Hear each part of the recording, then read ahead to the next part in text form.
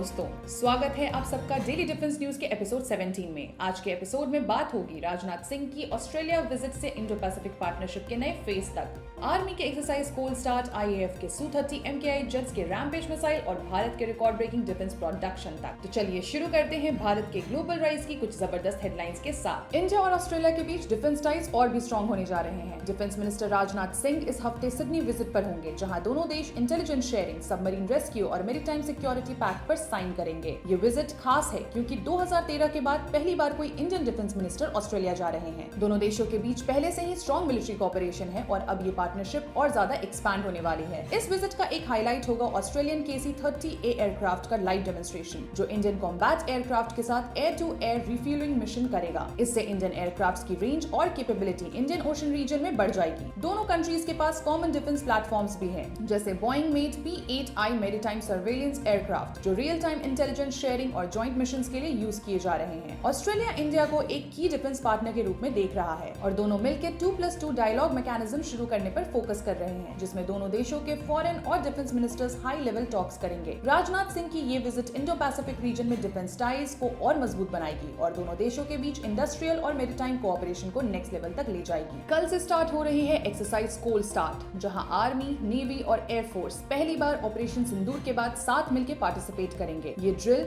बबीना और माओ में होगी। फोकस होगा ड्रोन और काउंटर ड्रोन वॉरफेयर पे। एक्सरसाइज का एम है तीनों फोर्सेस की रियल टाइम कोऑर्डिनेशन और इंटीग्रेटेड रिस्पांस टेस्ट करना। ऑपरेशन सिंदूर के लेसन से इंस्पायर होकर इंडिया के ड्रोन्स और काउंटर ड्रोन सिस्टम्स को और एफिशिएंट बनाया जा रहा है। Chief of defence staff general Anil Chauhan भी एक्सरसाइज ऑब्जर्व करेंगे, ताकि मल्टी डोमेन थ्रेट्स के लिए भारत की रेडीनेस और स्ट्रेटेजी स्ट्रॉन्ग रहे। ये ड्रिल दिखाता है कि भारत अपनी इंडिजिनस ड्रोन टेक्नोलॉजी और डिफेंस कैपेबिलिटीज के साथ हर एरियल थ्रेट को कॉन्फिडेंट जवाब देने के लिए रेडी है। भारत ने डिफेंस मैन्युफैक्चरिंग में एक और बड़ा माइलस्टोन अचीव किया है। 2024-25 के फाइनेंशियल ईयर के एंड तक इंडिया ने डोमेस्टिक सोर्सेज से 1.2 लाख करोड़ के मिलिट्री हार्डवेयर और वेपन्स प्रोड्यूस किए हैं। ये फिगर 2021-22 के 74,000 करोड़ से काफी ज्यादा है और ये बताता है कि भारत अब इंपोर्ट से ज्यादा अपने देसी प्रोडक्शन पर फोकस कर रहा है। रक्षा मंत्री राजनाथ सिंह ने कहा कि मॉडर्न वॉरफेयर, स्पेशली ड्रोन और एंटी ड्रोन सिस्टम्स जैसे एरियाज में देश अपनी टेक्नोलॉजी और मैन्युफैक्चरिंग कैपेबिलिटीज को और आगे बढ़ा रहा है। गवर्नमेंट का गोल है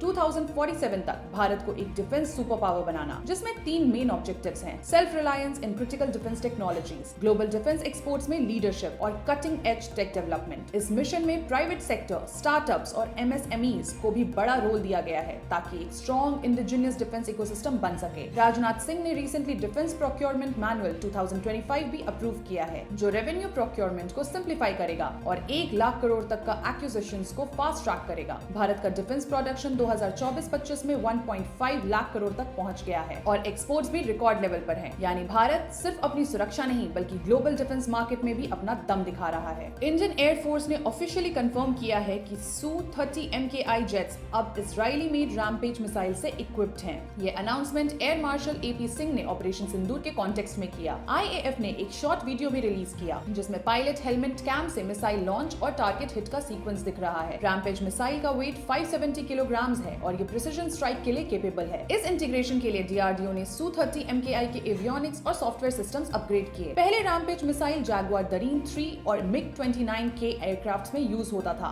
लेकिन अब Su-30 MKI में भी सक्सेसफुल ऑपरेशनल डिप्लॉयमेंट हुआ है। इंडिया फ्यूचर में रैम्पेज मिसाइल का लोकल प्रोडक्शन भी एक्सप्लोर कर रही है, ताकि इंडिजिनस मैन्युफैक्चरिंग और ऑपरेशनल रेडीनेस को बूस्ट किया जा सके। अब बात करते हैं इंडिया कतर रिलेशनशिप की। Union commerce minister Piyush Goyal ने कतर के ट्रेड मिनिस्टर अहमद बिन मोहम्मद अल सईद के साथ मीटिंग्स की, बायलैटरल ट्रेड और इन्वेस्टमेंट बूस्ट करने के लिए। उन्होंने एनर्जी, इंफ्रास्ट्रक्चर और एडवांस टेक्नोलॉजी सेक्टर्स में कोलैबोरेशन को हाईलाइट किया। गोयल ने CDC इंटरनेशनल के खलील ब्यूत्रोस अल शौली से भी मीटिंग की, जिसमें जॉइंट वेंचर्स और इंफ्रास्ट्रक्चर प्रोजेक्ट्स पे फोकस रहा। दोहा में ICAI चैप्टर को एड्रेस करते हुए उन्होंने प्रोफेशनल सर्विसेज और इंडियन डायस्पोरा का रोल एम्फसाइज किया, ताकि India Qatar economic relationships diversify हो और ट्रेडिशनल गुड्स ट्रेड से आगे बढ़ें। गोयल ने Indian business and professionals council IBPC से इंटरैक्ट किया और अपॉर्चुनिटीज एक्सप्लोर करने के लिए इनकरेज किया। एविएशन सेक्टर में भी बात हुई, जिसमें कतर एयरवेज के CEO बद्र मोहम्मद अलमीर के साथ ट्रैवल और बिजनेस कनेक्टिविटी पे फोकस रहा। विजिट का मेन मकसद मल्टी सेक्टरल एंगेजमेंट और इंडिया कतर इकोनॉमिक कॉरिडोर को स्ट्रॉन्ग और डाइवर्सिफाइड बनाना है। यूके और इंडिया के बीच नया free trade agreement FTA sign हुआ है और ये स्कॉटलैंड की विस्की इंडस्ट्री के लिए बड़ी खुशी की बात है। स्कॉटिश सेक्रेटरी डगलस अलेक्जेंडर कहते हैं कि ये डील हर साल